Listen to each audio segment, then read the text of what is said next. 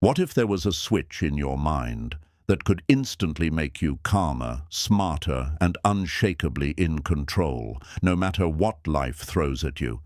This isn't about IQ. It's not about talent. It's about emotional intelligence, the real secret weapon of powerful people. In this audiobook, you'll learn how to rewire your brain, manage your emotions, and read others like a map without losing your peace.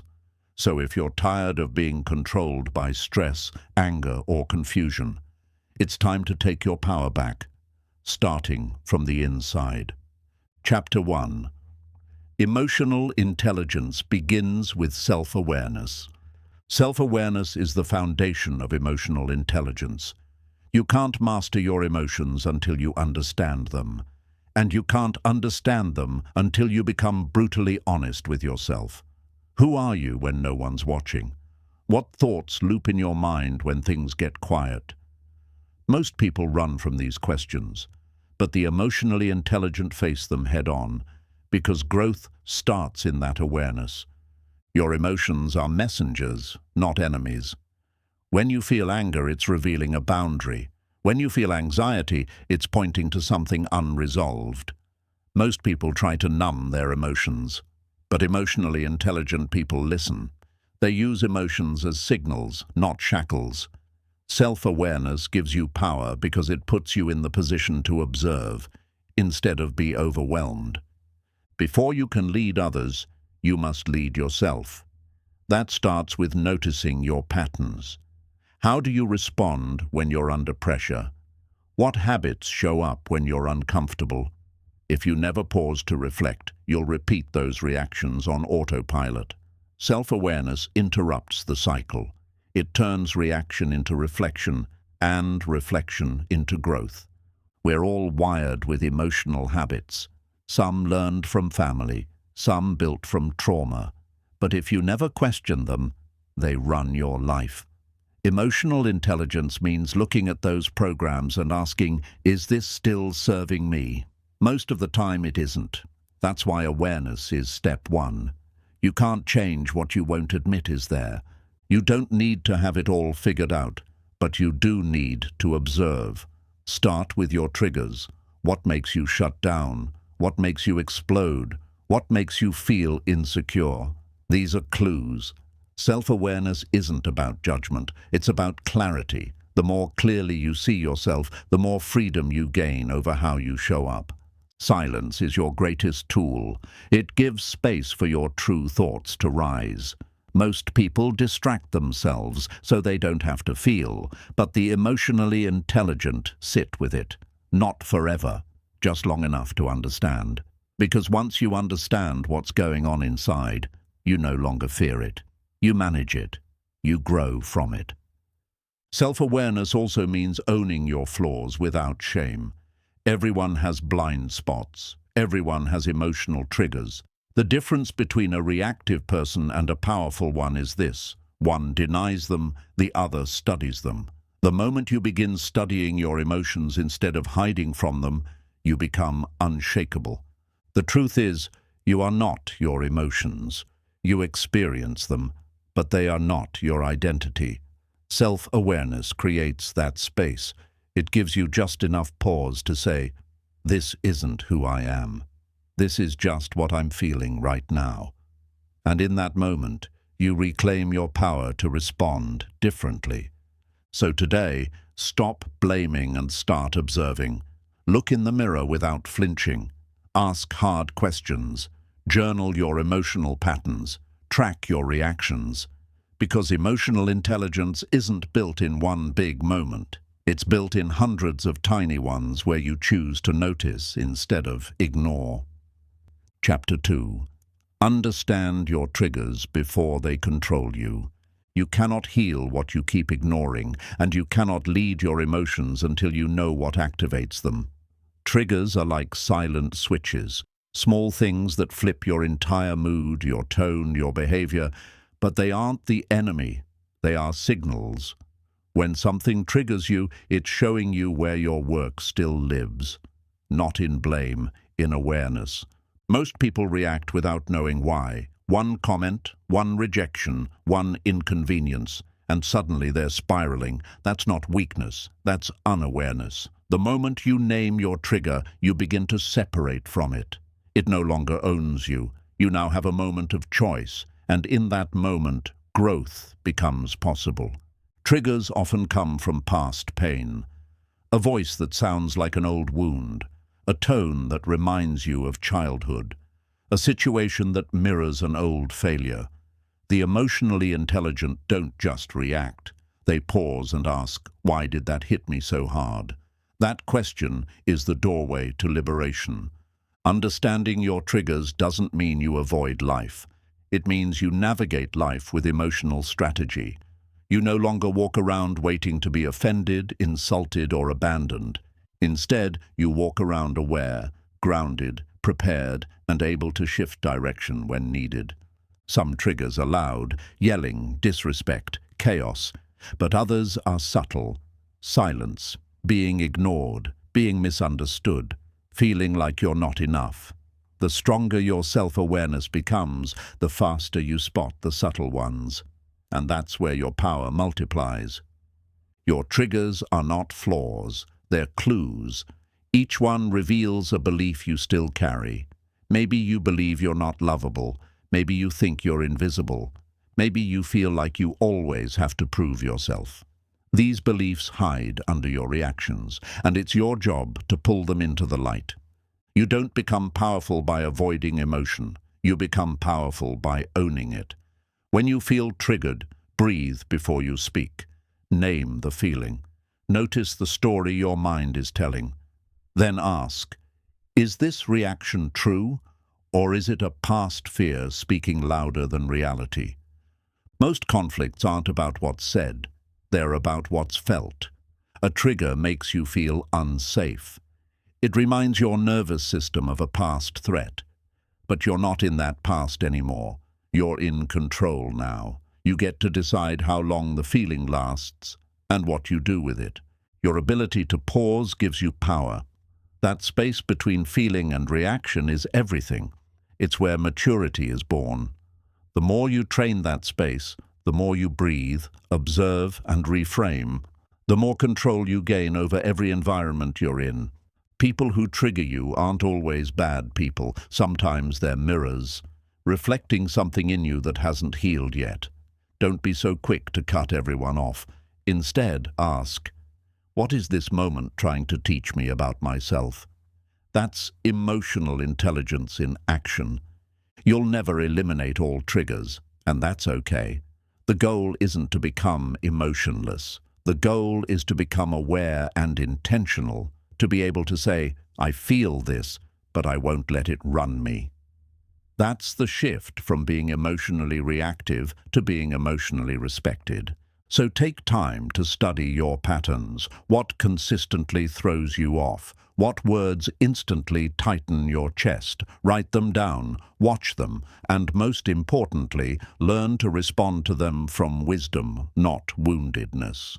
That's how you grow beyond your past and become unshakable. Chapter 3. Master the pause. Respond, don't react. In every emotional situation, there's a split second, a pause, where you get to choose who you want to be. Most people never claim that moment. They react, automatically, instinctively, and often regretfully. But if you train yourself to pause, you break the loop. You stop becoming a prisoner of your emotions and start becoming the master of them. The pause is not weakness. It's wisdom. It's the gap where clarity breathes. When you pause, you give yourself the power to slow down your heartbeat, calm your thoughts, and ask a better question. It's not about ignoring the emotion. It's about giving it space to move through you without taking control. Reacting is emotional autopilot. It's the result of unexamined wounds, unchecked stress, and a racing mind. Responding, however, is intentional. It's calm. It's measured. It still feels, but it leads with understanding, not urgency. And in that difference lies your strength. In conflict, your power is not in speaking first. It's in thinking clearly. The pause lets you hold back words that would damage trust. It lets you see what the other person is truly saying, not just how they're saying it. Most problems aren't solved by louder reactions. They're solved by clearer responses. When you pause, you don't suppress. You process. You breathe. You name the feeling. You check your assumptions. You become aware of the story your ego is trying to write. And in that awareness, you shift from reaction to reason, from chaos to control. Learning to pause isn't just for intense moments. It's for everyday life. Before you hit send, before you lash out, before you assume the worst. The pause creates a version of you that others can trust. And more importantly, a version of you that you can trust. The strongest people aren't the loudest. They're the ones who stay grounded when others lose their center. They respond with intention because they've trained for the moment. The pause isn't something you wait for. It's something you build through daily emotional awareness. The pause gives you time to zoom out, to ask, what's really happening here? Is this about now or about something old? Is this about truth or about fear? In just one breath, one reflection, you move from being consumed to being clear. Reactions often come from the need to protect your ego. But when you pause, you let go of defensiveness. You don't need to win every moment. You just need to stay in your power. Responding isn't about silence. It's about strength that doesn't need to explode. Your reputation, your relationships, your progress, they're all protected by how well you manage the gap between trigger and response. One bad reaction can burn a bridge. One mindful response can build trust. The pause is the difference between regret and respect. In parenting, leadership, friendships, the pause is gold. It lets you be present instead of reactive. It teaches others how to feel safe around you. When people know you don't erupt, they start to open up. That's how influence begins, with calm energy. The pause helps you detach from urgency. Not every moment demands your emotional investment. Some situations only need your presence, not your opinion. And in those moments, silence speaks louder than words. Let the noise pass and respond when clarity returns. The world is fast, emotions move quickly, but growth moves in the slow spaces. That's why most people don't grow. They never pause long enough to reflect. If you can slow your mind, you can strengthen your character. Every time you pause, you reinforce the identity of someone who is in control of themselves. That identity builds confidence. It builds internal respect. And once you respect yourself emotionally, you stop tolerating chaos from others. The pause lets you challenge the voice in your head, the one that says they don't respect you. You have to say something now. You're not being heard. Instead of feeding those stories, the pause lets you ask, is this real or is this old pain looking for attention? When you feel heat rising, pause. When you feel disrespected, pause. When you feel attacked, pause. That moment of stillness is not weakness. It's emotional strength saying, I will not be manipulated by my own mood. The pause is emotional wealth. Most people are broke in that area. They spend their energy on reactions, arguments, and assumptions. But you invest in emotional patience. You protect your peace like it's currency. That's real power. It's hard at first. You'll want to speak fast. You'll want to react. But keep training the pause. Breathe, center, then choose your words, or choose silence. Either way, you'll feel the difference in how you carry yourself afterward. Responding doesn't mean you're passive. It means you're precise. Your voice carries more weight when it's not coming from impulse. Your energy feels more solid when it's not scattered by emotion. That's the kind of energy that commands respect, not noise. When you pause, you can pivot. You can turn a moment of conflict into a moment of understanding. You can redirect tension into growth. And most importantly, you can build a version of yourself that doesn't need external chaos to feel alive. So the next time the moment rises and the emotion surges and your voice wants to leap, don't. Pause. Let the old you wait. Let the new you choose.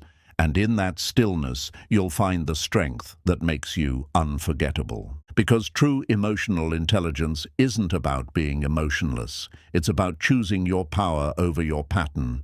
And the pause is where that choice begins. Chapter 4.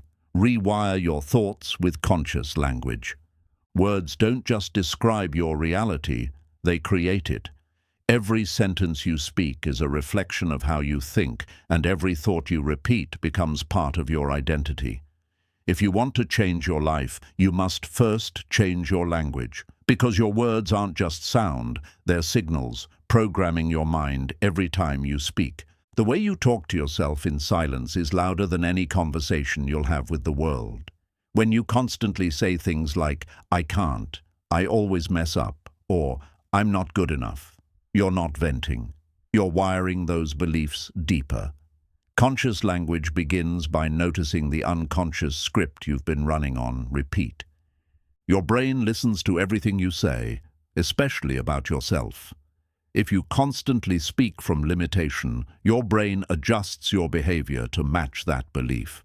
But if you start using language that affirms strength, growth, and clarity even before you feel it, your brain begins to rewire toward that new identity. It's not about lying to yourself. It's about leading yourself, saying, "I'm learning," instead of "I'm failing, saying, "I'll figure this out," instead of "I never get this right." These small shifts in speech train your brain to find solutions instead of shutting down in self-doubt. Conscious language turns setbacks into strategies. When you say, "This is teaching me something," instead of "This always happens to me," you move from victim to learner. You don't just change the sentence, you change the energy behind your thinking. Negative self-talk feels normal because it's familiar, not because it's true. Most of the harsh things you say about yourself aren't facts. They're patterns. They came from somewhere, got repeated, and then embedded in your self-image. Rewiring starts by questioning those inherited beliefs. Every time you speak with intention, you train your subconscious mind, and your subconscious mind doesn't filter. It absorbs. So when you speak defeat, it stores defeat. When you speak strength, it stores that too. That's why your words are not cheap. They're powerful commands. The phrase "I am" is the most powerful phrase you'll ever use. What you put after those two words defines how you see yourself. Say, "I am tired all day," and you'll feel depleted. Say, "I am growing, I am healing," or "I am becoming," and you give your brain a new blueprint to build from. Conscious language means thinking before you speak, not to censor emotion but to shape outcome. When you speak with awareness, you create an inner atmosphere that is focused, optimistic, and calm. And that atmosphere determines how you respond to life. Instead of saying, "I'm stuck," try, "I'm in a season of learning." Instead of "I can't do this," try, "I'm figuring it out." These aren't empty affirmations, they're shifts in identity.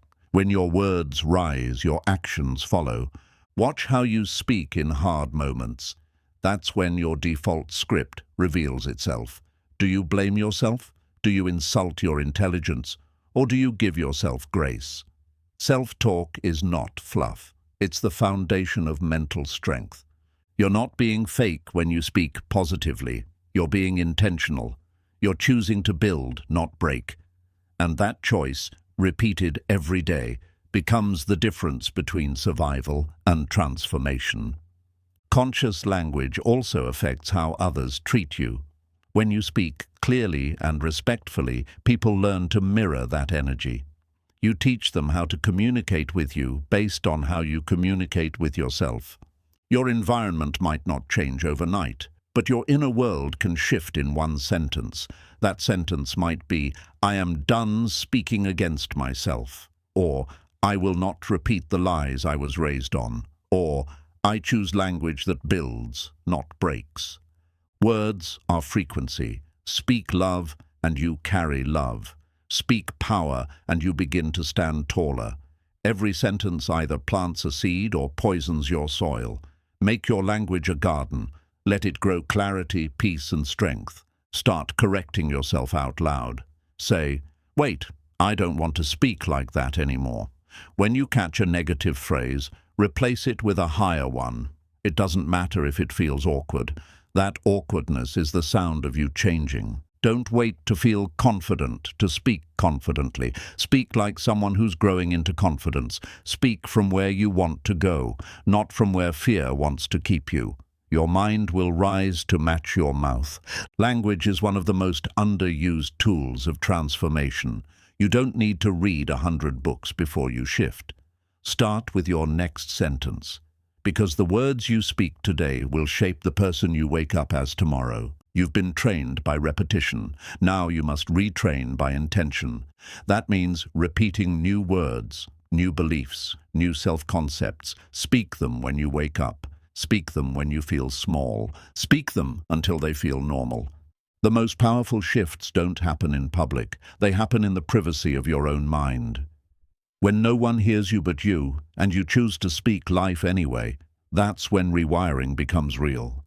So every time you catch yourself speaking in doubt, pause, breathe, and speak differently, because the moment you change your language, you begin to rewrite your identity, and from that new identity, new results are born. Chapter 5. How to read people's emotions accurately. Reading people isn't about guessing, it's about paying attention. Most communication isn't spoken with words, but with energy, tone, posture, and silence. When you learn to observe these signals, you unlock deeper understanding, not just of others, but of yourself. Emotional intelligence means listening beyond what's being said. Someone might say, "I'm fine," but their eyes say otherwise. Their body pulls away. Their energy shifts. Accurate reading means not just hearing words, but feeling the space between them. To read people well, slow down. Presence is your superpower. When you're fully tuned in, not thinking of your next response, not scrolling, not distracted, you notice what others miss. You feel shifts. You sense tension. You catch what's not being said. The face is a map of emotion. Micro-expressions, those tiny flashes of emotion, can't be faked. Watch the eyebrows, the corners of the mouth, the blink rate. Emotions show up in milliseconds, and when you're aware, you learn to trust those small signs. People are telling you the truth with their body. Arms crossed can signal protection. Leaning in can show interest. Foot position can reveal discomfort. Reading these cues takes practice, not perfection. The more you observe without judgment, the clearer the message becomes. Listening is more powerful than talking. When you give someone your full attention, they start to reveal themselves naturally. They drop their guard. They say more than they intended. And in that raw space, you begin to understand them, not just as a person, but as a human with depth. Empathy sharpens perception. When you imagine what someone might be feeling, even if you can't relate, you begin to connect emotionally. You don't need to solve their pain, just feel with them. That feeling gives you insight, and insight gives you clarity. People rarely say what they really mean when they're in pain. Anger might mask sadness. Sarcasm might cover fear. Withdrawal might hide overwhelm. If you respond to the surface emotion, you miss the truth. But if you look deeper, with empathy, you uncover the root. Tone is truth. The words might be polite, but the delivery tells you everything. Is there warmth? Is there sharpness? Is the voice flat, strained, or tense? Learn to trust what you hear beneath the words. That's where emotion lives. Reading people accurately doesn't mean overthinking everything. It means being still enough to feel what's real. You'll know the difference. Authentic emotion has a vibration to it. When someone speaks with pain, hope, or fear, your nervous system picks it up before your brain does. Get curious instead of judgmental. Instead of, why are they acting like that? Try, what might they be going through? That small shift in mindset opens your heart. It helps you respond with compassion instead of criticism. Eye contact speaks volumes. Too much can signal aggression. Too little can reveal fear or avoidance. Look gently, listen deeply, and know that sometimes the quietest people are the ones carrying the loudest emotions inside. Don't just read people, feel them. How does their presence affect the room? What's their energy saying? Do they seem drained, agitated, hopeful, shut down? These subtle cues are always there. Most miss them, but if you slow down, you'll see clearly. Reading emotion isn't about being right. It's about being real. It's not about having perfect intuition. It's about caring enough to notice. That care builds trust, and trust opens the door for truth to be shared voluntarily. Sometimes the loudest person is the one hiding the most. They perform, they joke, they lead, but underneath it all is something unspoken. If you learn to read the pauses, the eyes, the fatigue behind the smile, you'll understand what most people miss. Children and animals read emotion instinctively. They don't need explanations. They feel energy. Adults forget that skill. We talk too much and listen too little. But emotional intelligence is remembering how to feel what's true, not just hear what's said. When someone says they're okay and you feel they're not, trust that instinct. Gently ask more. Give space. Let silence stretch.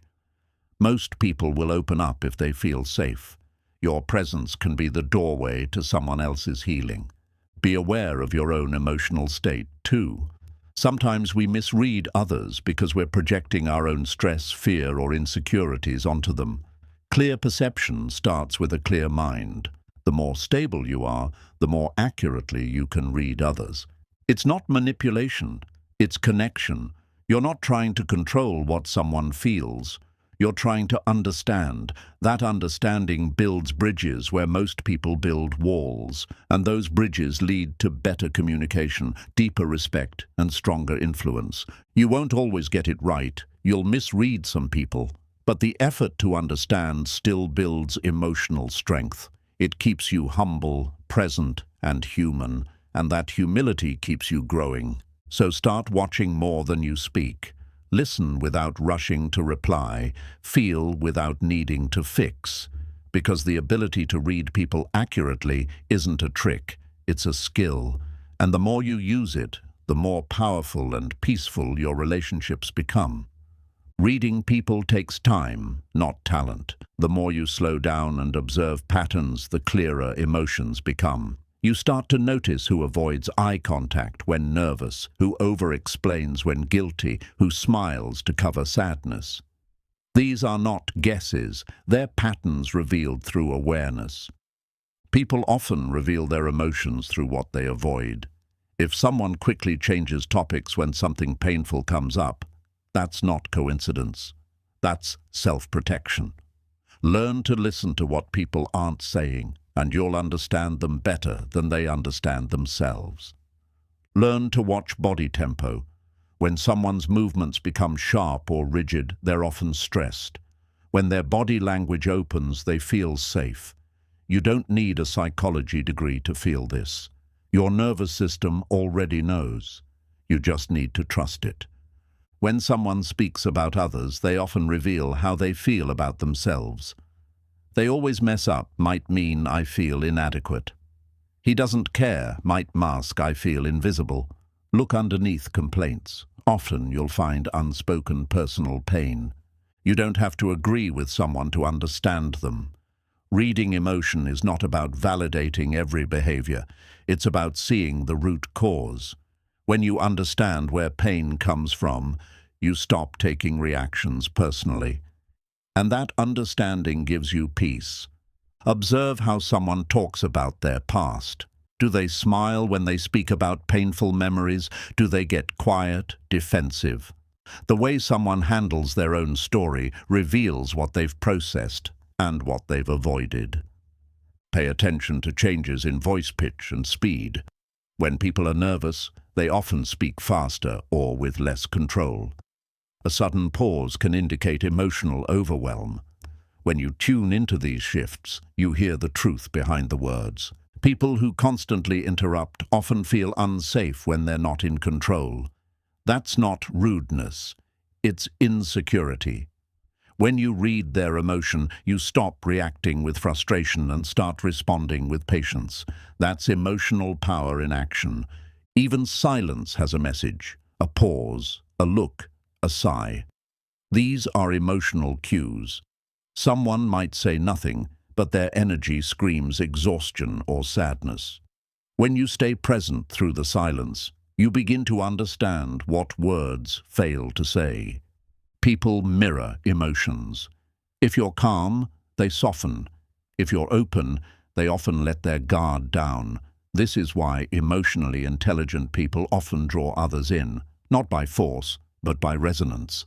Your presence becomes a safe place. When someone shares a little emotion, give them space, not solutions. Often, people just want to feel heard, not fixed.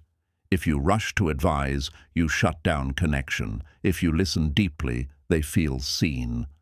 That's how trust grows. Never assume emotion based on stereotypes. Not all tears mean sadness. Not all anger means aggression. Some people cry out of relief. Some lash out to protect their vulnerability. The key is to stay curious. Ask gently. Don't assume harshly. Sometimes people speak in metaphors because it's safer than admitting the truth. I feel like I'm drowning often means I'm overwhelmed. It feels heavy might mean I'm carrying a burden I can't name. Learn to listen to emotional language with soft attention. People often test your safety before showing real emotion. They'll say something small to see how you respond. If you dismiss it, they shut down. If you engage with compassion, they go deeper. Your reaction teaches them whether you're safe or not. Watch how someone treats quiet moments. Do they get uncomfortable? Do they rush to fill the space? That discomfort usually comes from unprocessed thoughts. If you can stay grounded in stillness, you'll notice their emotions start to surface. Some people smile through suffering. They've learned to cope with pain by masking it with politeness. But behind the smile, there's tension in their voice, hesitation in their tone. Emotionally intelligent people learn to notice the contrast and offer presence without pressure. Every behavior is an emotional signal. Consistent lateness might mean avoidance. Constant joking might hide insecurity. Overhelping could signal a need for approval. These are not flaws, they're flags. Emotional intelligence means reading them without judging them. The key to reading people is empathy without attachment. You don't absorb their emotions, you witness them. That witnessing allows you to respond from clarity instead of reacting from confusion. And it protects your energy while still offering connection. You don't have to label everything you feel in others. Sometimes just noticing is enough. When you observe without needing to define, you create space. And in that space, people naturally reveal more because they feel safe to be unfiltered. Reading emotions accurately also helps you manage your own. You start to see how much people are carrying beneath the surface. That awareness creates compassion, and compassion softens your responses, even when people act out of their own unhealed places. Let go of the need to be right when reading people. You're not trying to analyze them, you're trying to understand them. And sometimes the best understanding comes from simply being with someone, not figuring them out. The better you get at reading others, the more gently you start treating the world, because now you see that behind every sharp tone, every cold glance, every distant stare, there's usually just a human trying to hold it together. And that truth changes everything. Chapter 6. Mirror Neurons, the brain's social decoder. Your brain is wired to understand people without words. Inside your mind, there's a system called mirror neurons, a network that lights up when you watch someone feel, move, or react. It's your built-in emotional decoder. That's why you can feel tension in a room without hearing a word. It's not magic, it's biology. Mirror neurons are why you wince when you see someone in pain, why you yawn when someone else yawns, why you feel joy when someone laughs. Your brain isn't just watching, it's experiencing the emotion with them. That's how deeply we're built for connection. The more emotionally aware you become, the more sensitive your mirror system gets. You start feeling what people don't say. You pick up on facial expressions, body shifts, tone changes, and your mind begins decoding them in real time. This is empathy at a neurological level. These neurons help you feel what others feel, but they can also confuse you if you're unaware. Sometimes you'll absorb someone else's stress and think it's your own. That's why emotional boundaries are crucial. You're wired to mirror, not to carry. When you sit near someone anxious, your body starts to tighten too. It's not imagination, it's your mirror neurons syncing. The energy around you matters more than you think. The people you spend time with don't just influence your behavior, they literally shift your brain chemistry. Leaders, healers, and emotionally intelligent people often have highly active mirror systems. That's why they can walk into a room and sense who's struggling, even if no one says a word. It's not a gift. It's attention sharpened through empathy and silence. Mirror neurons explain why emotions are contagious. A calm person can spread peace. An angry person can shift the tone of an entire space. That's why your energy isn't private. It echoes. What you feel inside radiates outward, affecting everyone around you. Be careful who you spend time around, not because they're bad people, but because your brain is wired to become like them. You don't just pick up habits, you mirror moods, thoughts, and emotions. Surrounding yourself with peace builds peace within. Children mirror everything. They copy emotions before they copy language. That's why your tone teaches more than your rules. If you want to raise emotionally strong kids, don't just tell them how to feel, show them how to feel. Calmness teaches calmness. Even silence can be mirrored. When someone stays still and grounded in chaos, it calms others.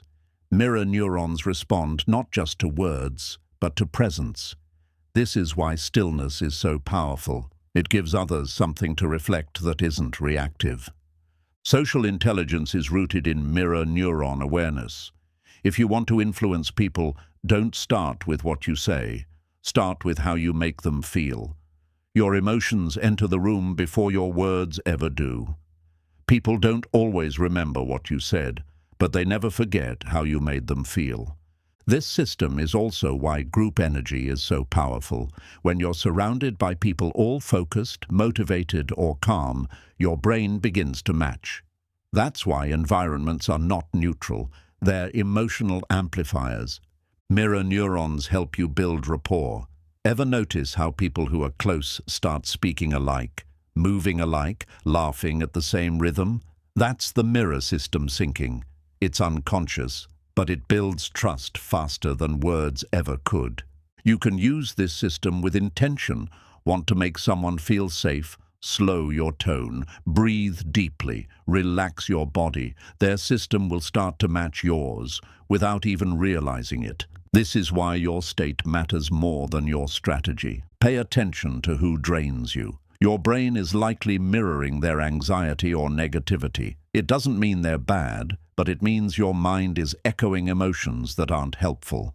Protecting your energy isn't selfish. It's neurological hygiene. Train your system by staying around grounded people. The more time you spend with calm, present minds, the more your own system learns to regulate. It's like upgrading your emotional software just by proximity. Social media triggers your mirror neurons too. Watching videos of anger, chaos, or sadness activates your own emotional systems. That's why curating what you consume isn't about comfort. It's about mental conditioning. When you become conscious of the mirror effect, you take responsibility for your energy. You stop blaming the room for how you feel and start asking, what am I feeding into this space? That shift builds emotional maturity. You can also use this awareness to de-escalate conflict. When someone is tense, your grounded tone and calm presence can lower the emotional temperature. Don't mirror chaos. Lead it into calm. The mirror system can't be shut off, but it can be trained. You train it by watching without absorbing, feeling without attaching, and most of all, choosing which energy is worth reflecting back and which isn't. If you want to change how people respond to you, start by changing what you bring into the room. Be the emotional tone you want to feel. Your system will lead theirs, not through force, but through reflection. This isn't about control. It's about connection. Mirror neurons exist to help us bond, not dominate. Use them with kindness, presence, and wisdom. Because when you lead with emotional intelligence, people will feel safer around you, even if they don't know why. Some of the strongest connections are formed in silence. When you sit with someone without saying a word, but they still feel understood, that's the power of mirrored presence. It's not about what you say, it's about how deeply you're present. Your brain connects, even when your mouth is still. Your mirror system doesn't just connect you to emotions, it links you to actions. Watch someone do something courageous, and you might feel inspired to act. Watch someone panic, and your heartbeat might rise. You're not just observing, you're neurologically involved. This is why leadership is felt, not just taught. A leader with calm energy creates calm followers. A leader who stays grounded under pressure helps others mirror that control. Emotional leadership starts with internal regulation, and it spreads without a single word. Your emotional state is contagious. The way you breathe, speak, move, others pick it up. If you're chaotic, others feel it. If you're centered, they relax. You don't need a microphone to influence a room. Your energy speaks louder than your voice ever will. Mirror neurons don't just reflect others. They can reinforce who you're becoming. That's why visualization is powerful. When you imagine yourself speaking calmly, succeeding under pressure, or showing kindness, your brain starts to wire itself as if it's already happening. When you surround yourself with growth-minded people, your system adapts. Their self-control teaches your brain new pathways. You begin to feel what excellence looks like, and eventually you start to mirror it, without even realizing that it's becoming your new normal. Notice how quickly tension spreads in a toxic environment. One sarcastic remark, one eye roll, one raised voice, and the whole group shifts. That's not coincidence. That's the mirror system firing. In toxic spaces, even calm people start to feel anxious. This is why it's important to protect your peace like it's your job. Your emotional system is always listening, always syncing, always adjusting. You don't need to be perfect, but you need to be intentional about what you allow around your nervous system. Kindness is mirrored, too. Smile genuinely at someone, and their brain lights up in response. Offer patience, and watch someone begin to soften. These aren't manipulations, they're emotional ripple effects. You're showing the nervous system what peace looks like. Your mirror neurons give you social intuition. You might not know why, but you can sense when someone's lying, when someone's distant, or when someone feels safe. That gut feeling isn't guesswork. It's your brain detecting emotional inconsistencies in the room. When you choose to be still in a loud moment, others notice. Your stillness becomes a mirror for self-control. It makes people wonder how you stay grounded, and that wonder turns into respect. Emotional restraint is powerful because it's so rare. Be mindful of emotional mimicry. If someone constantly complains, you'll feel more negative too. If someone's always stressed, your system might mirror that tension. This is why setting energetic boundaries isn't rude. It's essential for your own stability. Healing happens faster in safe environments. When your brain mirrors calm, you enter repair mode. Your nervous system starts to relax. Your thoughts become clearer. You feel more human again. This is the silent therapy of presence. Some people walk into the room and instantly drain energy. Others walk in and raise the whole vibration. Be the second type. Speak with your presence. Make your body language match your peace.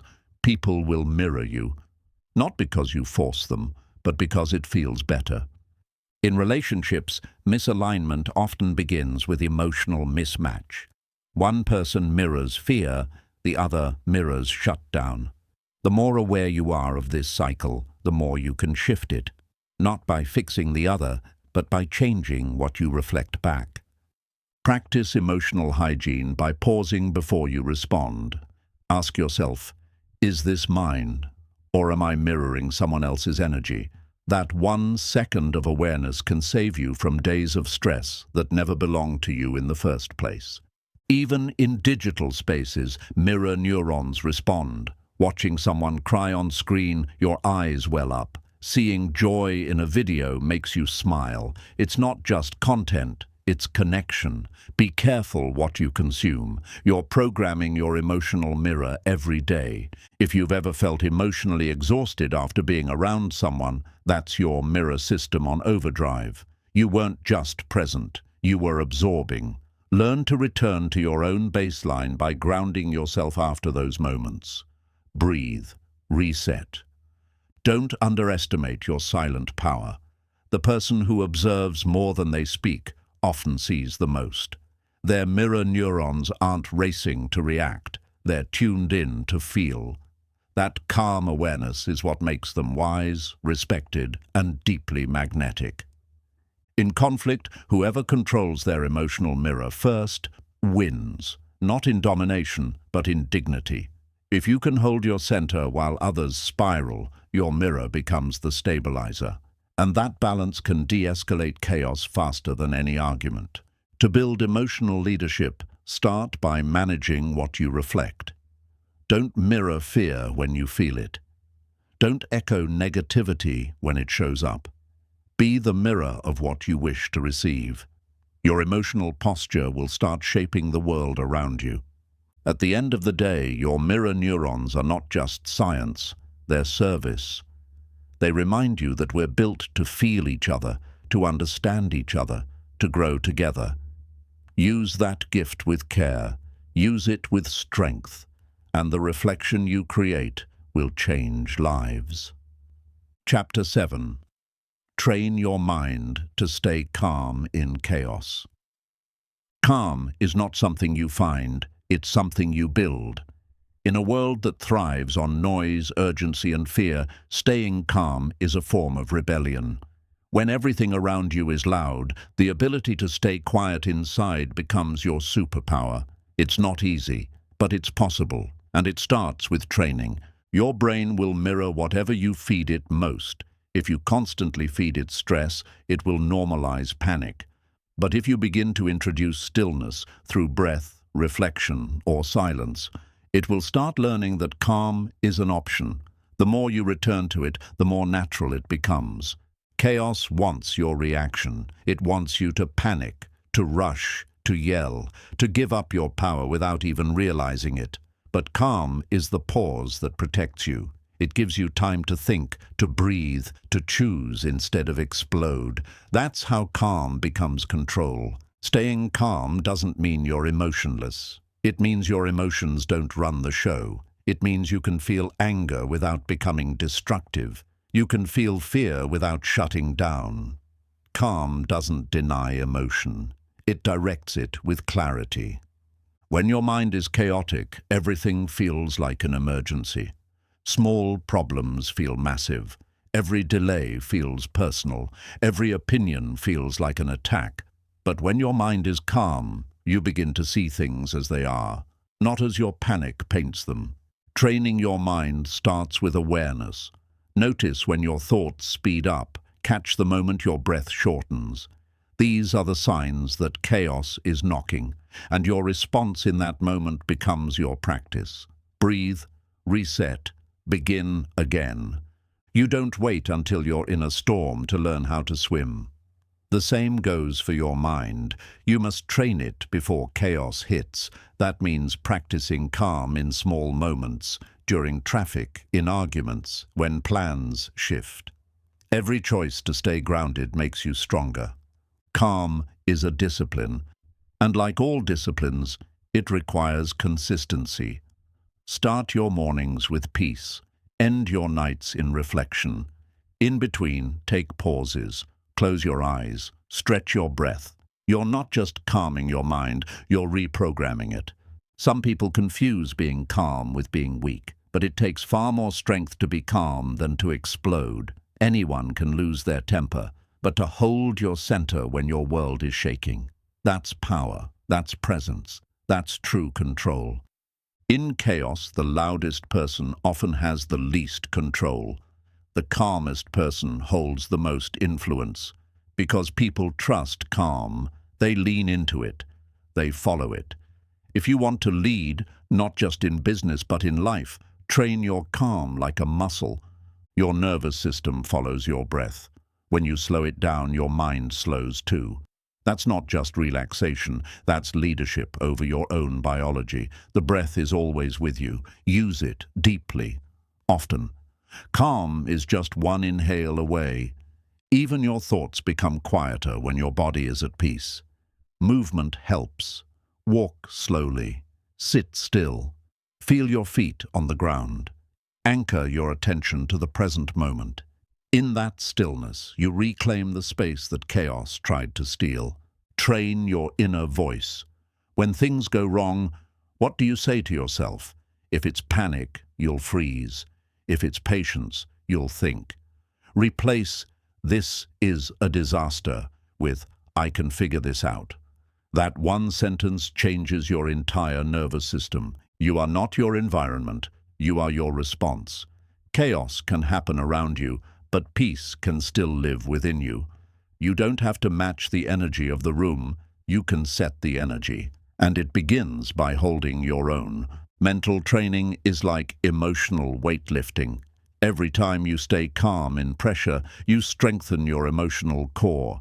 At first it feels heavy, but with practice your recovery gets faster, your awareness gets sharper, and your control becomes automatic. Create mental anchors, a phrase, a breath, a visual cue, something that brings you back when chaos pulls you away. It could be as simple as "I'm okay" or "breathe slow." These anchors ground you in moments that would otherwise drown you. People will test your calm. Life will test your center. But those tests are your training ground. Don't resent them. Use them. Every challenge is a classroom. Every interruption is a mirror. Respond with wisdom, not impulse. That's how you win silently. Chaos is louder than calm, but not stronger. The storm might rage outside, but it doesn't have to enter you. Build a mental space that's untouchable. That space becomes your power, your peace, and your place of decision. Don't train your calm only for your own sake. Do it for those you love. Your peace becomes their peace. Your regulation teaches others how to handle emotion. Be the person your younger self needed, grounded, clear, and steady in the middle of everything. Let go of needing to control everything. Control is a trap. Calm comes not from controlling outcomes, but from trusting your ability to respond well, no matter what happens. That trust is built one moment at a time, one breath at a time. Your peace is not weak, it is earned. You've battled storms, survived chaos, and kept going when your mind wanted to quit. That calm you carry, it's sacred. Don't let the noise of the world steal what you fought so hard to build. The more chaos you've survived, the more peace you learn to protect. There's wisdom in staying calm, not because you're passive, but because you know what it costs to let emotion run wild. You've lived through enough storms to know calm is earned, not inherited. Don't wait for life to calm down. Learn to stay calm within it. There will always be traffic, setbacks, misunderstandings, and surprises. That's life. But your mind doesn't have to spiral with it. Calm isn't the absence of conflict. It's the control you keep in the middle of it. Resilience is built in small moments, when you don't snap back, when you breathe before you speak, when you hold your tongue, not out of fear, but out of strength.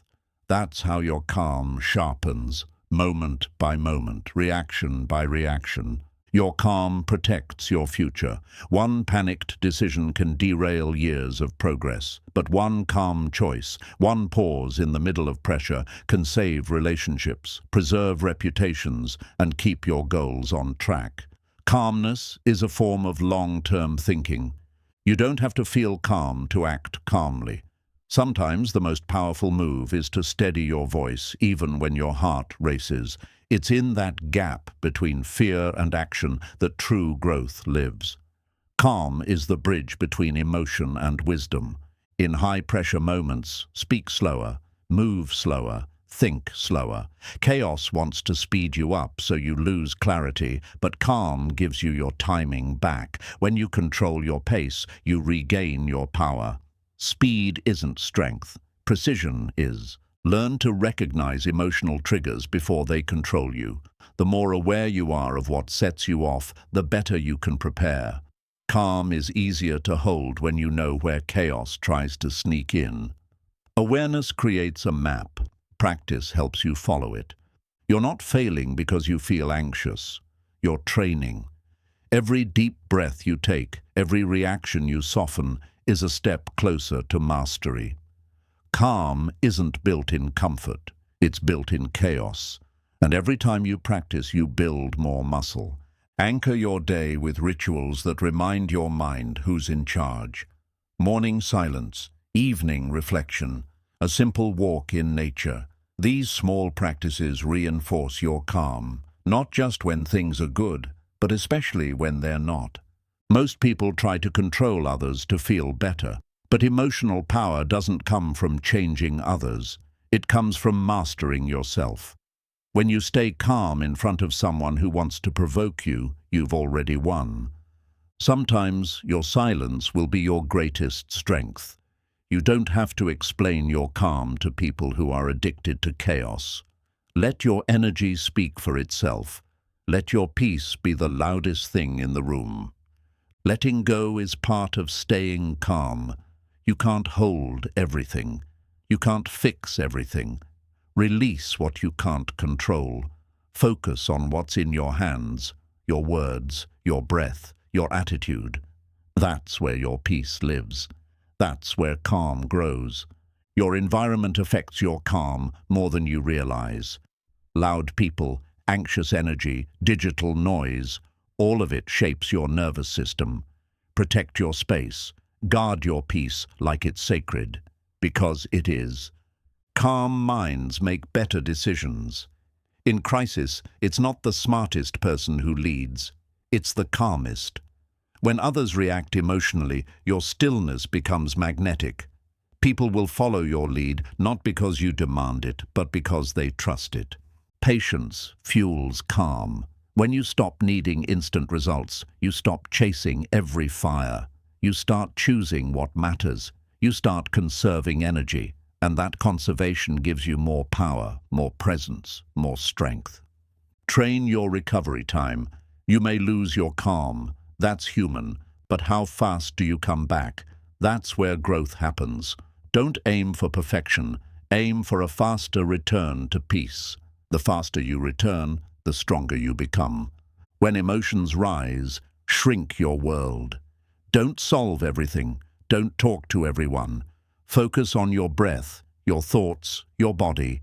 Create a small space of control. In that space, calm begins to return. You don't need to have all the answers. You just need the clarity to ask the right questions. Calm minds ask better questions, and better questions lead to better choices. Let your questions be shaped by reflection, not reaction. Let calm become your identity, not something you do once in a while, but who you are. Someone who holds their ground, someone who thinks clearly, someone who doesn't chase chaos. That identity becomes your armor.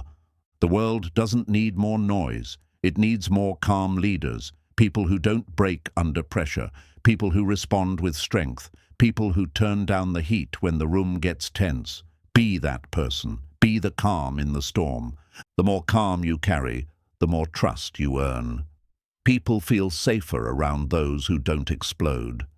Your calm becomes a refuge, not just for yourself, but for those who depend on your energy.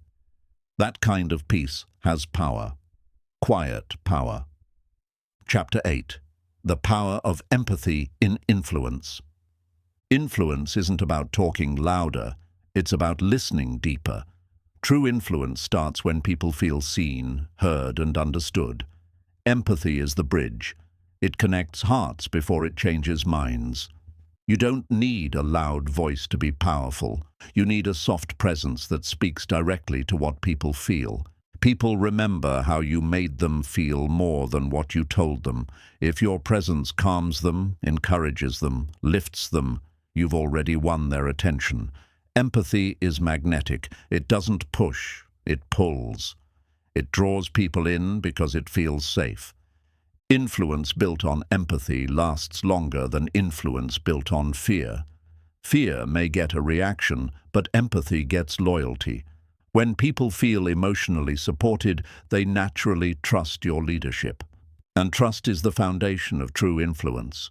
You can't influence someone you don't understand. That's why empathy comes first. Before you speak, listen. Before you advise, observe. When you take the time to feel what others are feeling, your words carry more weight because they come from connection. Empathy isn't weakness. It's emotional intelligence in action. It means you can sit with someone's pain without needing to fix it. You can validate someone's fear without feeding it. That level of emotional control earns respect without demanding it. You don't need to agree with someone to understand them. Empathy is not about agreement. It's about presence. It's saying, I hear you, I see you, and I care enough to try and feel what you feel. That alone can shift the dynamic of any interaction. When people feel understood, they open up, they lower their guard, they become more honest, more vulnerable, more willing to hear you. Influence is not about getting people to submit, it's about helping them feel safe enough to grow. The most powerful communicators don't just talk, they reflect. They repeat what someone said with clarity. They mirror emotion with care. This reflection builds connection, and connection builds influence. Empathy becomes the language of leadership. In a world full of performance, empathy is authenticity. It says, I don't need to impress you. I just want to understand you. And that sincerity creates something most people crave: emotional safety. That safety opens doors that pressure never could. Empathy allows you to speak to what's beneath the surface. It lets you hear the fear under the anger, the sadness behind the silence, the insecurity inside the ego. And when you speak to that, not just the symptom, you become someone worth listening to. Leaders who influence through empathy create loyal followers, not out of fear, but from emotional alignment. When your team knows you care, they give more, not because they have to, but because they want to. That's the power of feeling emotionally supported. Empathy sharpens your perspective. It helps you see situations from angles you would have missed. You begin to ask better questions, offer better solutions, and make better decisions, all because you took the time to feel first, not fix first. People may not remember your logic, but they will remember your kindness. They will remember how you looked them in the eyes when they were unsure. They will remember how you paused when they needed space. Those small moments carry great weight. Empathy helps you read the room. It's what tells you when to speak and when to stay quiet, when to push and when to pause. That awareness, that sensitivity, makes your communication not just effective, but impactful. The most persuasive voices are not the ones with the best arguments. They're the ones that make people feel understood. Because once someone feels understood, their resistance lowers, their mind opens, their heart listens, and your influence deepens. Empathy is not an event. It's a lifestyle. It means walking through the world with open eyes and a soft heart. It means pausing your ego long enough to say, what are they really feeling right now? That pause can change the entire direction of your conversation. In difficult conversations, empathy is your shield. It protects you from reacting defensively. It helps you stay grounded when others spiral. You respond with insight, not emotion. You protect your peace. And in doing so, you protect your influence. When you speak with empathy, your words don't just land, they linger. They echo in the heart long after the conversation ends. That's because empathy touches something logic can't. The human need to feel seen. You don't need to have the right answer to influence someone. Sometimes the most influential thing you can say is, I understand, or that must be hard. These simple phrases carry emotional weight that no fact sheet ever could. Empathy is a silent teacher. When people experience it from you, they begin to offer it to others. You don't just influence the person in front of you, you influence everyone they interact with after. Your calm becomes contagious. Your care becomes culture. Train your empathy like a skill. Practice listening without fixing. Practice observing without interrupting. Practice putting yourself in someone else's emotional space before offering your advice. The more you do this, the more natural it becomes. At the highest level of influence, it's not about control, it's about connection. And connection can only happen through empathy. When people feel you understand them, you don't need to force anything. They'll lean in, they'll trust, and they'll grow. The moment someone feels understood, their walls begin to fall. Empathy isn't just kind, it's strategic. It's the fastest path to trust, and trust is the foundation of all influence. You don't have to convince people who feel connected. They want to follow your voice. People often wear masks to protect their wounds. Empathy sees past the performance. It hears the fear behind the confidence. It notices the exhaustion behind the smile. And instead of judging, it holds space. That space is where transformation begins. You don't build influence by speaking over pain. You build it by speaking into it. Empathy doesn't run from discomfort. It moves closer with care. It says, you don't have to hide that here. And that permission frees people to be honest, even with themselves. Empathy doesn't demand a solution. It offers presence. When someone is hurting, they don't always need answers. They need to know they're not alone. And when your presence becomes a comfort, your voice becomes a guide. True influence isn't about who's the smartest. It's about who connects the deepest. You might have all the answers, but if your tone lacks care, your message won't land. People don't follow clarity alone. They follow compassion wrapped in clarity. Empathy requires stillness. You can't truly understand someone when your mind is racing, your ego is loud, or your agenda is pressing. Presence is the price of real understanding. Slow down. Tune in. Let the noise fall away so the truth can rise. People won't always express what they feel, but their body language, tone, and energy will speak volumes. Empathy listens with more than ears. It listens with intuition.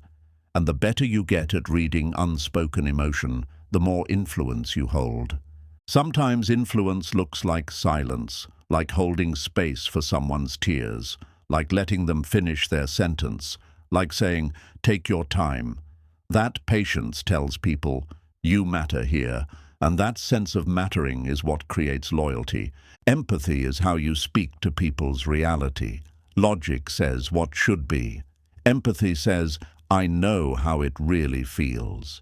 When you reflect someone's lived experience back to them, they feel seen. And when people feel seen, they're more open to what's next. In high-stress environments, empathy is a stabilizer. When tensions rise, the empathetic voice grounds the room. It doesn't escalate, it de-escalates. That calm spreads, that care disarms. And before long, influence is flowing where conflict once ruled. You don't have to feel what someone feels to offer empathy. You just have to care enough to ask, what's this like for you? That question alone breaks down barriers. Because in a world that moves fast and talks loud, genuine curiosity is rare and deeply powerful. Empathy reminds us we're human first, before the roles, before the goals, before the titles. And when you speak to the human in someone, not just the employee, partner, or peer, you unlock a connection that lasts beyond performance. You can lead without dominating. You can inspire without shouting. That's what empathy teaches. Influence doesn't have to be loud to be strong. Sometimes the quietest voice in the room is the one everyone leans toward, because it carries emotional truth. Don't underestimate the value of emotional validation. Saying, "that makes sense," or "that would hurt anyone," isn't just polite. It's healing. It helps people feel sane in their struggle, and that emotional grounding builds influence faster than persuasion ever will. In conflict, empathy builds bridges. Instead of "you're wrong," it says, "I understand how you see it." That doesn't mean you agree, it means you value their lens. And when people feel valued, they soften. That softening makes solutions possible. The more you practice empathy, the more intuitive it becomes. You start noticing patterns. The way people protect themselves, the words they avoid, the tone they use when they're unsure. This insight helps you speak more directly to what matters. Empathy gives your words weight. When someone knows you get it, even hard truths land more gently. You can challenge someone without shaming them. You can correct without crushing, because empathy makes truth easier to receive. Influence without empathy becomes manipulation, but influence with empathy becomes mentorship. You're not pulling people, you're guiding them. You're not using their weakness, you're helping them find strength. That's the difference that defines integrity. Empathy works in silence too. A nod, a pause, a moment of eye contact. Sometimes no words are needed, just presence, just being there. That stillness can say more than any motivational speech. It says, "I'm with you, I see you, I care." Empathy makes feedback easier to give and receive, because it's not just about what you say, it's how you say it. When someone feels your heart behind your words, they're more likely to accept correction, because it doesn't feel like rejection. Your empathy sets the emotional tone for your influence. People may forget your strategy, your goals, your brilliance, but they'll never forget the leader, the friend, the voice that made them feel understood. That is influence that lasts. The final truth is this: empathy doesn't weaken your message, it strengthens it. Because when care is your foundation, your words don't just reach the mind, they reach the soul. And once you've touched the soul, you never have to force influence again. Chapter 9. Silence is emotional intelligence at work. Silence isn't the absence of power, it's the presence of control. In moments of tension, the person who stays silent holds more strength than the one who rushes to speak. Silence is a pause that allows wisdom to enter. It's the breath before the decision, the stillness before the breakthrough. Emotionally intelligent people don't always speak first. They listen first. They read the room. They feel the energy. They observe before responding. That silence isn't hesitation. It's calculation. It's restraint. It's a quiet message that says, "I don't need to prove anything right now." In chaos, silence creates space. Space for thinking. Space for listening. Space for truth to rise without pressure. While everyone else reacts, the person who chooses silence is often the one who sees clearly. They don't get lost in noise. They wait until clarity shows up. Not every opinion needs to be said. Not every thought needs a voice. Sometimes emotional maturity is knowing when your silence is more valuable than your input. Holding your tongue can be harder than making your point, but far more powerful. Silence doesn't mean you agree. It means you're thinking. It means you're weighing the cost of speaking versus the benefit of peace. Emotional intelligence chooses peace when the battle isn't worth the outcome. That's not surrender. That's wisdom. There's a difference between being quiet and being silenced. Emotionally intelligent silence is intentional.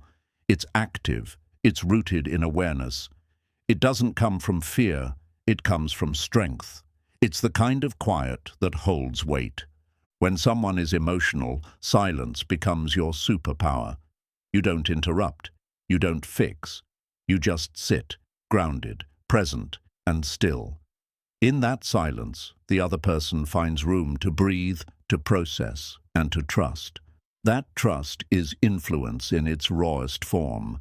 Sometimes silence is how you protect your peace.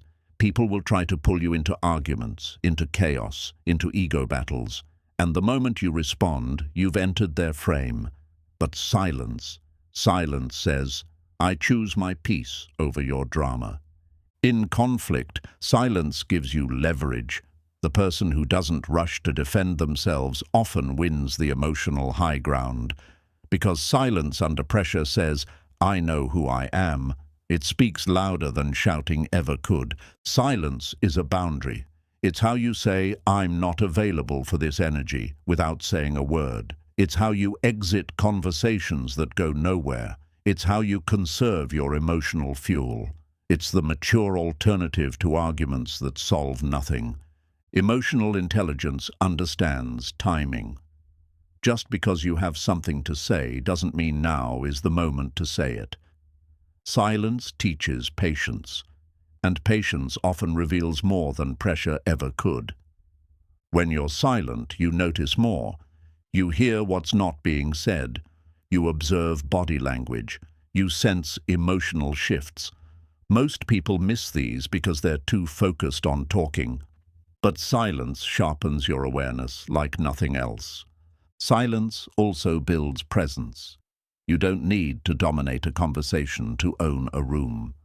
Quiet confidence commands attention without demanding it. People lean in when they sense you're grounded. Your silence becomes gravity, pulling respect instead of chasing it. Sometimes the most powerful move in a meeting, in a negotiation, or in a relationship is to pause, to let your silence do the talking. In that space, people start to reveal themselves, their insecurities, their assumptions, their fears. You just have to stay still long enough to notice. You don't have to fill every silence with words. Let pauses stretch. Let moments breathe. Silence doesn't have to be awkward. It can be intentional. It can say, I value this moment enough not to rush it. In leadership, silence is often misunderstood. People think great leaders must always speak, always motivate, always explain. But sometimes the best thing a leader can do is listen deeply, quietly, and allow others to rise in the space that silence provides. In relationships, silence teaches self-control. When emotions rise, you pause. When you feel triggered, you breathe. That moment of silence gives you time to choose a better response. It protects the connection you care about. Social media, the workplace, the world, all push you to speak faster, louder, more often.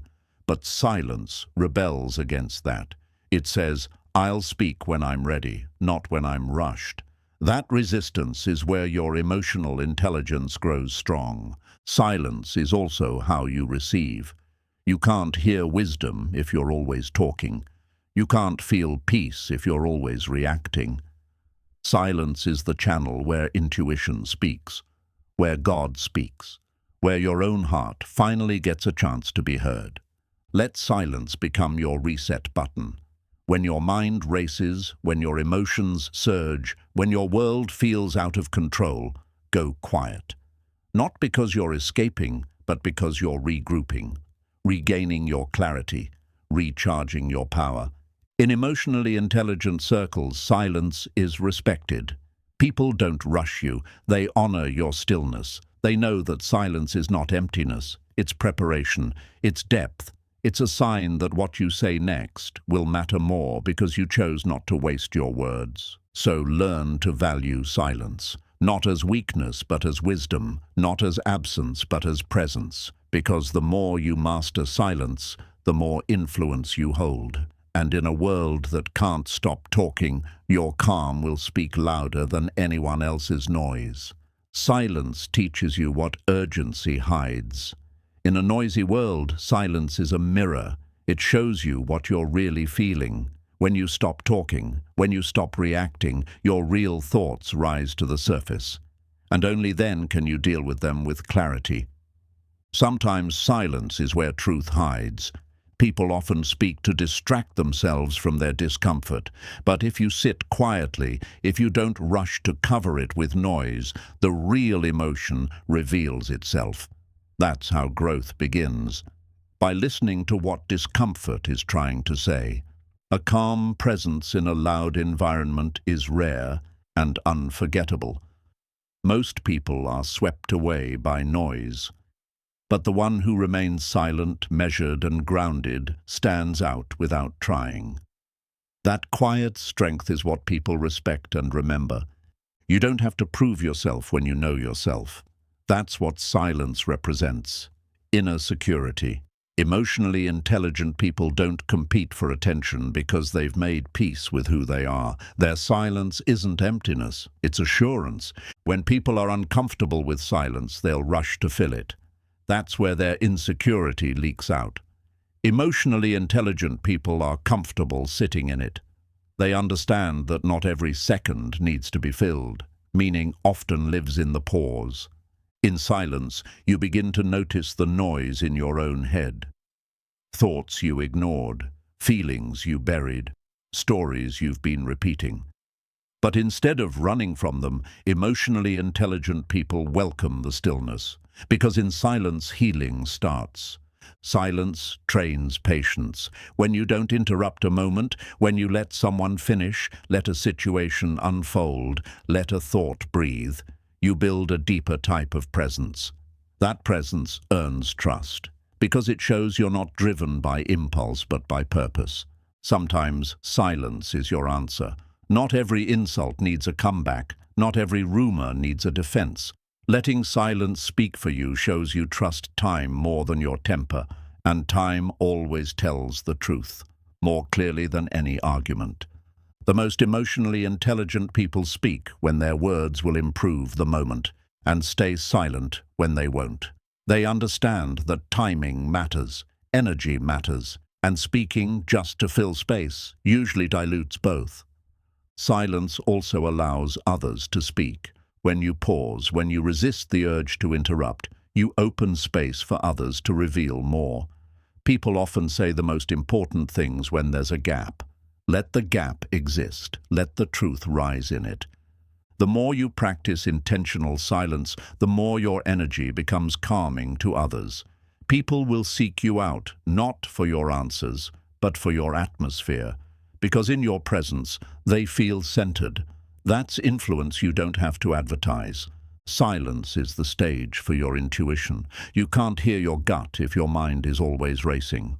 But in quiet, real quiet, you start to feel what's right. You begin to know without knowing why. That's wisdom beyond logic, and it's only found in stillness. Every emotionally intelligent person knows silence doesn't mean nothing is happening. It means something deeper is happening. Alignment, clarity, observation, recalibration. Silence is the soil where insight grows. In the presence of conflict, silence can de-escalate more than defense. When someone expects a fight and you give them calm, they don't know what to do with it. That pause disarms their ego. And sometimes that pause is the beginning of peace. If you can master silence, you can master any room. Not because you dominate, but because you don't need to. You let your awareness lead. You let your calm radiate. And people respect you not because you speak loud, but because you think deep. Silence protects your energy. Words are energy. Reactions are energy. And when you speak less, you can serve more. You get to choose where your power flows. That choice makes you emotionally wealthy, not depleted by every interaction. Most people speak from reaction. Emotionally intelligent people speak from reflection. Silence creates the gap between trigger and response. In that gap, you find control. In that control, you find strength. And in that strength, you build better outcomes. When you stay silent in the face of chaos, you become an anchor. Not just for yourself, but for others. People don't just listen to what you say. They watch how you carry yourself. Let your silence show that you're rooted, even when everything else shakes. If silence makes you uncomfortable, that's where your emotional training begins. Sit with it. Breathe through it. Get curious about it.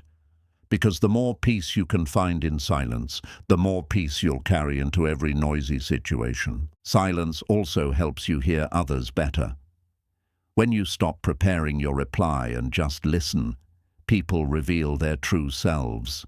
And when they feel heard, truly heard, they become more open, more trusting, and more influenced by your presence. Don't confuse silence with avoidance. Emotionally intelligent silence is active. It's watching, feeling, reading the moment. It's not passive. It's prepared. You're not withdrawing. You're choosing your entry point with precision and power. And finally, silence teaches you this. You don't need to say everything you think, and you don't need to fix every problem you feel. Sometimes your presence is enough. Sometimes your stillness speaks the loudest truth in the room. Honor it, practice it, master it. Chapter 10. Create space between emotion and action. There's a moment, right after the emotion rises, where everything is decided. Not by the feeling, but by what you do next. That space is small, but it's powerful. And when you learn to use that space, you stop reacting blindly and start responding wisely. Most people don't know the space exists. They feel something and act on it immediately. Anger leads to shouting, fear leads to retreat, shame leads to silence. But emotionally intelligent people pause. They create space. And in that space they gain control. You are not your emotions. You are the observer of them. Feelings are messengers, not masters. When you take a breath before reacting, you reclaim the power to choose. That 1 second delay can save a relationship, protect your peace, or change the direction of your day. Emotions are fast, but wisdom is patient. Creating space doesn't mean you don't feel. It means you give your feelings room to settle before turning them into action. That's not suppression. That's regulation. That's maturity. A triggered response is usually an untrained one, but you can train your nervous system. You can teach your mind to recognize when you're about to react and to hold back. Not forever, just long enough to ask, is this action aligned with my values? The space between emotion and action is where emotional intelligence lives. It's where your inner voice speaks louder than the outer noise. It's where you move with intention, not reaction. And it's where you stop giving others control over your energy. Not everything you feel deserves a reaction. Some things are better left unspoken. Some battles aren't worth fighting. That doesn't mean you're weak. It means you've grown. It means you've learned that peace is more valuable than winning a moment. When you respond too quickly, your emotions are in the driver's seat. But when you pause, just for a breath, you invite logic, reflection, and clarity to join the conversation. And in that conversation, better choices are made. Think of the pause as emotional breathing room. Just like your body needs oxygen to move clearly, your mind needs space to think clearly. Without it, your emotions cloud your vision. But with it, you gain clarity, perspective, strength. That space between emotion and action is also where regret is avoided. Most of the words you wish you could take back were spoken too soon. Most of the damage done was a result of impatience. But space gives you the gift of foresight. The world will test your buttons. It will push, provoke, and pressure you. But your response is your power. When you don't give away that space, you don't give away your peace. And the more you protect that space, the more powerful you become.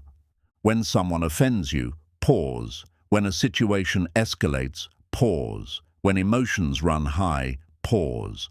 That pause is your superpower. It separates the emotional from the intentional. And intention always wins in the long run. Creating space also builds trust, with yourself and with others. People begin to see you as steady, thoughtful, reliable, and more importantly, you begin to see yourself as someone who doesn't get tossed around by feelings. You become anchored. In relationships, that space can prevent unnecessary hurt. You stop before speaking out of frustration. You pause before acting out of fear. And in that stillness, you choose love over ego. That's how relationships last, not through perfection, but through pause. Even in private, the space matters. You might not say it out loud, but what you feed in your mind matters too. Pausing before mentally spiraling, before judging yourself, before repeating that old story. That's emotional intelligence in silence. Sometimes your reaction isn't even yours. It's a pattern, a habit from childhood, a defense from past trauma. But when you create space, you start seeing those patterns. You recognize them for what they are, and you choose differently. That's how healing begins. Train yourself to breathe first. That one breath slows everything down. It tells your nervous system we're safe. We don't have to rush. From that breath, space is born. And from that space, every wise decision begins. Creating space doesn't mean avoiding emotion. It means honoring it with dignity. You let the wave rise, you acknowledge it, and you ride it without crashing. That process builds emotional stamina, the kind that doesn't burn out when life gets loud. Every great leader, parent, teacher, or creator has mastered this space. It's what allows them to remain calm in crisis, to speak when others can't, to see what others miss. That space is not empty. It's full of awareness, full of strength. Practice in small moments, when someone cuts you off in traffic, when the email frustrates you, when plans fall apart. Those are the training grounds. The more you create space in the little moments, the more natural it becomes in the big ones. You don't need more time. You need more space between your feeling and your decision. That's where growth happens. That's where freedom lives. And that's how you stop being a slave to every mood and start becoming a master of your mindset. Emotions are natural, but actions are chosen. The space between the two is your greatest power. Protect it, practice it, build it like a muscle.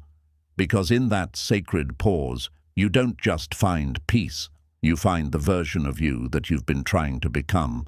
When you give yourself space, you stop acting from impulse and start leading from wisdom. Impulses are loud, emotional, and short-sighted. Wisdom is quiet, grounded, and long-range. One pause can be the difference between reaction and realization. Space allows your higher self to speak. That version of you that knows what really matters, your future, your peace, your growth, needs a quiet moment to rise. Without space, the noise of emotion drowns it out. But in stillness, your best self finds its voice. The stronger your emotions, the more space you need. When the emotion is loud, your silence must be louder, not to suppress what you feel, but to protect your next move. Because once action is taken, you can't take it back. Space guards your future from your past patterns. You've been taught to be quick, fast decisions, instant replies, immediate reactions. But emotional intelligence isn't about speed, it's about substance. Slow is not weak. Slow is strategic. It gives you time to align action with intention. Creating space makes you harder to manipulate. When people can't push your buttons, they can't control your choices. The more you pause, the more you realize who's pulling your strings, and the more you reclaim your power. There's a version of you that exists beyond the trigger, a version that's not offended, not reactive, not insecure. But you can only reach that version when you delay the reaction. In that gap, you see clearly not from emotion, but from elevation. Pause doesn't mean passive. You're not avoiding, you're observing. You're not weak, you're watching.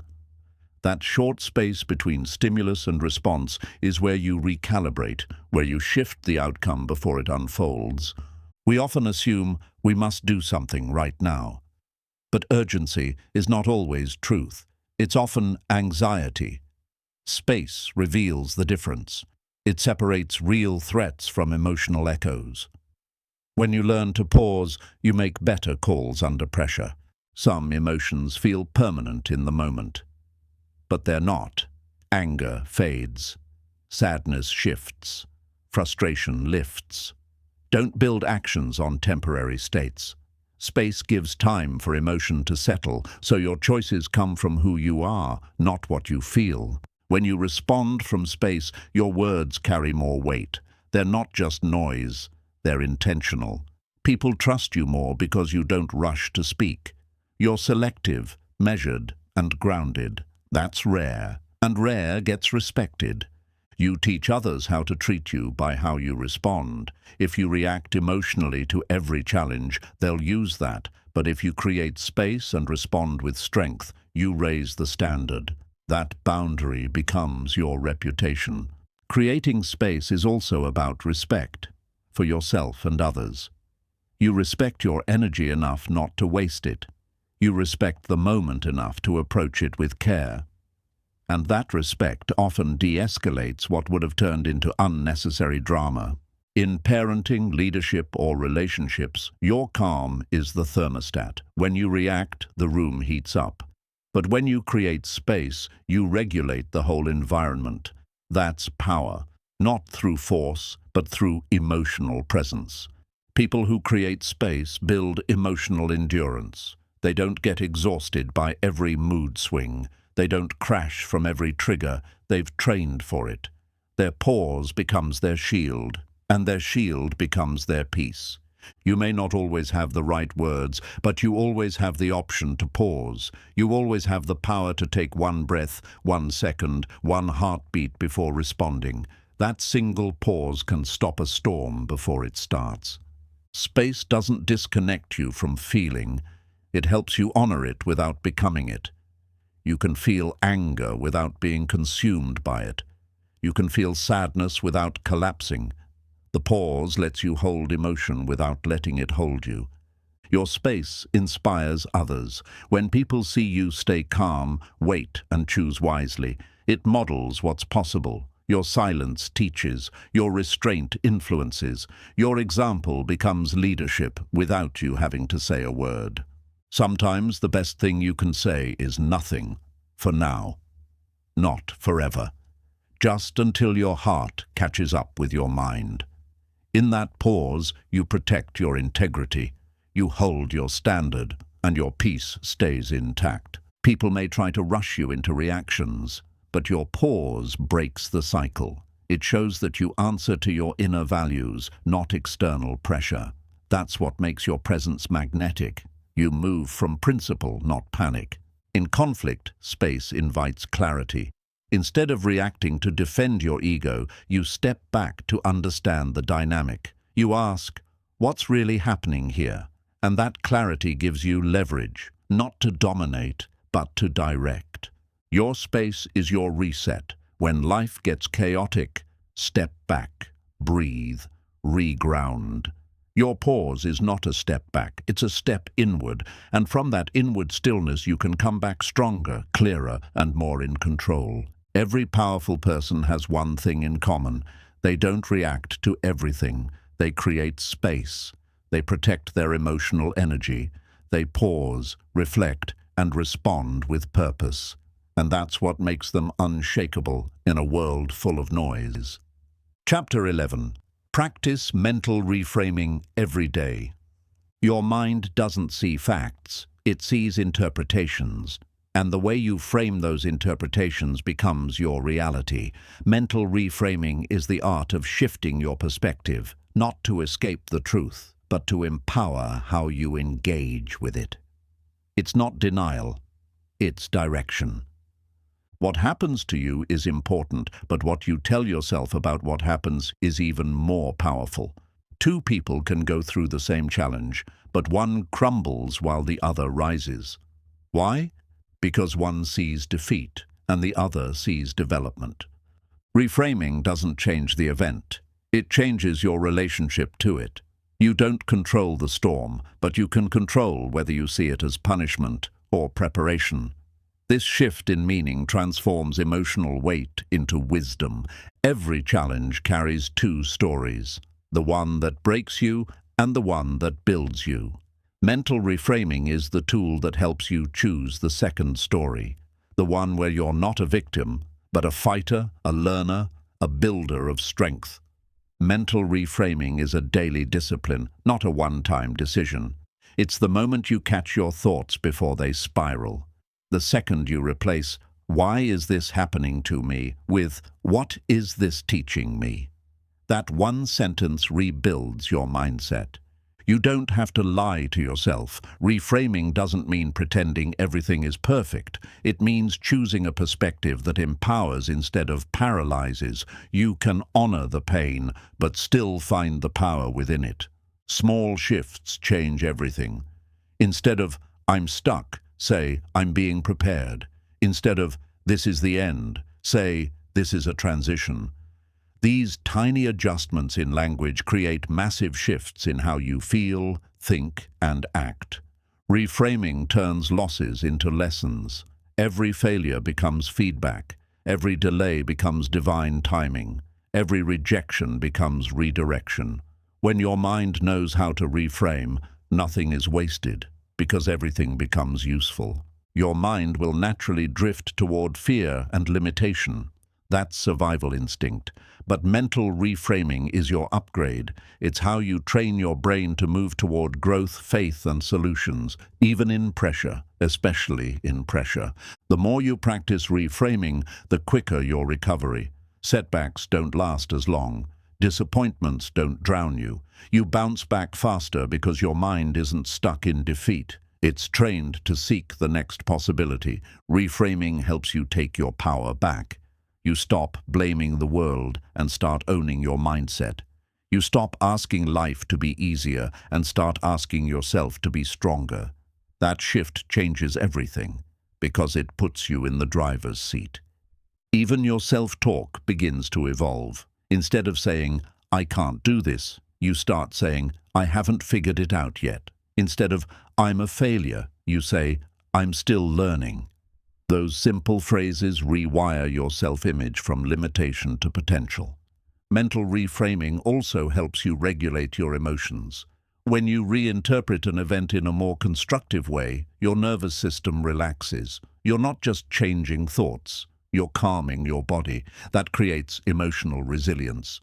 You don't need to fake positivity, just find purpose in your pain. That's what reframing is about, not forcing a smile, but searching for meaning. And meaning gives your struggle value, even if the reward isn't immediate. When you practice reframing, the same world looks different. You begin to spot opportunities where others see obstacles.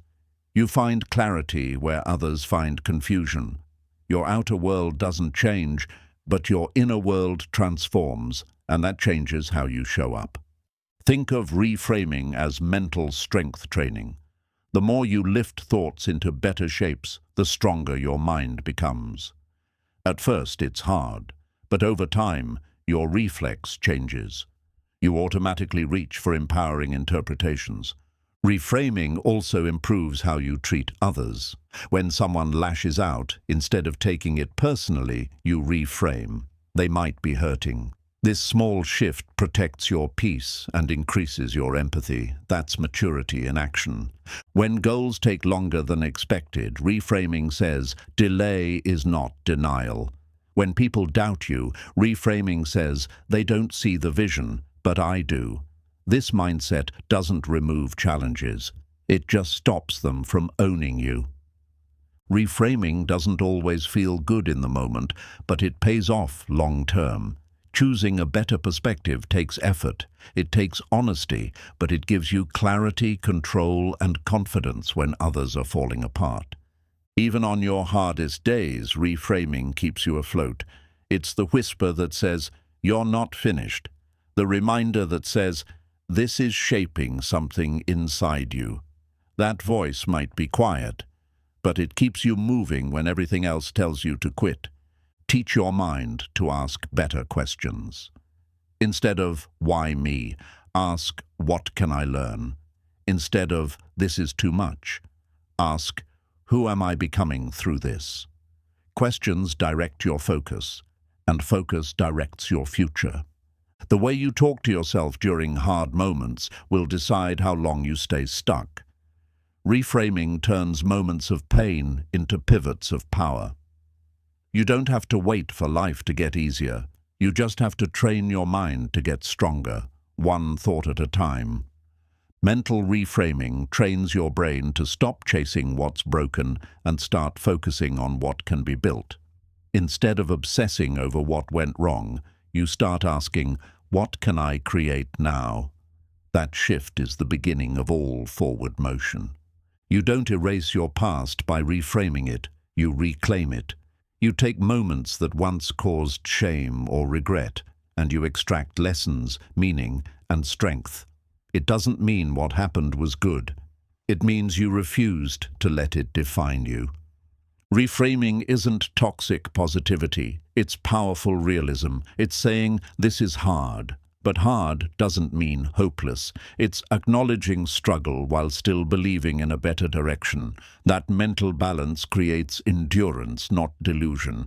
Your thoughts shape your feelings, and your feelings shape your behavior. So when you reframe your thoughts, you change your entire emotional atmosphere. A better story leads to better energy, and that energy leads to better action. You can't always control how life hits you, but you can control how you label the hit. Is this failure or feedback? Is this rejection or redirection? The words you use create the lens you live through. Reframe your words, reframe your world. When you reframe, you don't pretend pain doesn't exist. You give it a purpose. You say, "This pain will push me towards strength." You choose to believe that something in you is being stretched for your next season. That belief gives you the strength to hold on. Even during burnout, reframing matters.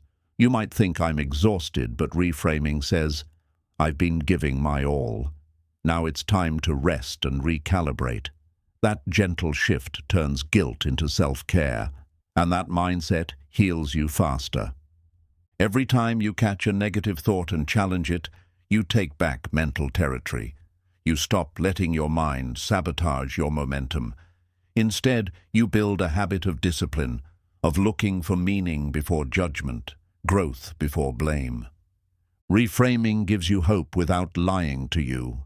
It allows you to say, "This situation hurts, but I still believe something good can come from it." That belief doesn't make pain disappear, but it gives you a reason to stand through it. Some people get stuck in cycles because they never reframe the story. They repeat the same narrative of loss, betrayal, or failure. But a reframe says, "That wasn't the end. That was my initiation." It puts you in the position of author, not victim. You can reframe boredom into rest. You can reframe waiting into preparation. You can reframe heartbreak into redirection. Life rarely changes overnight. But when your lens changes, your direction always does. When you catch yourself spiraling in worst-case scenarios, pause. Ask, "What's another way to see this?" This small question stops emotional storms before they grow. Over time, it becomes instinct, and that instinct becomes a shield. Mental reframing isn't about ignoring reality. It's about redirecting how you experience it. Life may be tough, but you don't have to make it harder by telling yourself disempowering stories. You deserve thoughts that strengthen you, not weaken you. The more you practice reframing, the more you raise your emotional standard. You stop letting every setback ruin your day. You stop letting every slow season make you doubt your future. That standard becomes your emotional armor. When you reframe, you stop asking for an easier path and start building a stronger mindset. You realize the power isn't in controlling life. It's in controlling how you respond to life. And that's where unshakable peace begins. A reframed mind doesn't collapse easily. It has roots. It has clarity. It doesn't panic at the first sign of pressure. It sits, it listens, it finds a new angle, and it moves forward anyway. That kind of mind wins long before results show up. When your mind knows how to reframe failure, you stop fearing it. You stop running from discomfort, because you've trained yourself to find purpose inside pressure. And that's the difference between average and unstoppable. Reframing is mental fitness. It's mental freedom, it's mental maturity, it's how you grow up emotionally, not by avoiding feelings, but by facing them with better tools. And the best tool you'll ever have is the power to change your perspective. Even gratitude is a form of reframing. You take something ordinary and choose to see it as meaningful. You take something painful and decide to thank it for the lesson. That's not weakness, that's wisdom. Gratitude reframes your life one moment at a time. When someone doubts you, you could take it as an attack, or a reminder that you believe in something they don't yet see. When something is delayed, you could feel cursed or protected. Reframing gives you options where others feel stuck. The more you master reframing, the less reactive you become. You create space between stimulus and story. And in that space, you choose better questions, better thoughts, better actions. That kind of control isn't luck, it's discipline. So reframe every day, reframe when it hurts, reframe when it's silent, reframe when it doesn't make sense. Because your future is not built by perfect days, it's built by better stories. And the story you tell yourself decides the life you build next. Chapter 12. Emotional control is the real superpower. Real power isn't loud, it's quiet. It's not explosive, it's measured. Emotional control is the superpower that separates those who react from those who rise. It's the strength to sit with your feelings without letting them decide your behavior. When you control your emotions, you control your energy. And when you control your energy, you control your outcome. The strongest people in the room aren't the ones who shout. They're the ones who choose when, how, and if they speak at all. Emotional control doesn't mean you don't feel. It means you know how to feel without falling apart.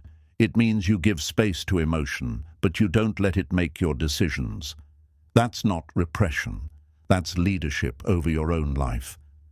Most people are emotional puppets, pulled by fear, anger, envy, or insecurity. But the person with emotional control is untouchable. You can't manipulate them. You can't shake them. They choose their response, and that makes them unshakable. Anger is natural. So is fear. So is doubt. But when those emotions own your actions, they own your results. Emotional control is about feeling fully, then acting wisely. That space between the two is where transformation lives. You can't lead others until you learn to lead yourself. And emotional control is self-leadership in motion. It's the discipline to pause when triggered, to stay calm under pressure, and to speak from purpose, not panic. You're not weak for feeling deeply, but you're powerful when you can rise above the wave instead of drowning in it. Emotional control means you ride the storm without letting it pull you under. You feel it. You face it. Then you choose better. Emotional control gives you clarity. When you're reactive, your vision gets foggy. You misinterpret tone, exaggerate problems, and miss better solutions. But when you're calm, you see clearly. You listen better. You think sharper. You lead stronger. Your mood shouldn't run your life. Discipline does. And the highest form of discipline is emotional regulation, not letting a temporary emotion create a permanent decision. That kind of restraint builds lasting results. The people who win long-term aren't the ones with the best circumstances. They're the ones with the best control. They fall apart less, recover faster, stay grounded when others spiral. They've trained themselves not to be owned by emotion. Emotional control keeps you consistent. Even when you're tired, triggered, or doubted, you still show up, still train, still execute, because your actions are led by your principles, not your temporary feelings. You don't need to suppress your feelings, just learn to understand them before acting on them. Emotional control isn't cold, it's conscious. It's knowing what you feel, why you feel it, and choosing how to channel it into strength. People will try to provoke you. Life will throw curveballs. But your power lies in your non-reaction. When you don't flinch, don't chase, don't crumble, you build a reputation for strength. That kind of presence is impossible to fake. When you lose control of your emotions, you lose control of the moment. You say things you regret. You make decisions you can't undo. Emotional control protects your integrity, especially in the heat of pressure. You don't need to respond to every insult. You don't need to prove your point in every argument. Sometimes emotional control is choosing silence over chaos, peace over pride. That's how you win without fighting battles that don't deserve your energy. When you control your emotions, people trust you more. In relationships, in leadership, in business, emotional steadiness builds safety, and safety builds influence. No one follows someone who's always unstable, but they'll follow the one who stays grounded. Every time you stay calm in a storm, you build inner armor. You prove to yourself that you're not fragile, that you're not your worst moment, that you can hold power without needing to explode. That quiet confidence makes you unstoppable. Mastering your emotions isn't about pretending. It's about owning. You own your anger by managing it. You own your fear by facing it. You own your sadness by letting it move through, not run over, your actions. Reactions are habits. Emotional control breaks the cycle. It interrupts the instant reply and replaces it with conscious pause. That pause might be small, a second, a breath, but inside it you find wisdom, strength, and dignity. When you learn to regulate your emotions, everything changes. Your conversations improve, your relationships deepen, your choices elevate. You become the kind of person others look to when everything feels unstable, because your energy is unshakable. Emotional control builds emotional intelligence. You no longer run from discomfort. You explore it. You no longer avoid feedback. You process it. You don't deflect. You don't deny. You examine. That self-awareness becomes your greatest ally. And in the end, emotional control gives you freedom.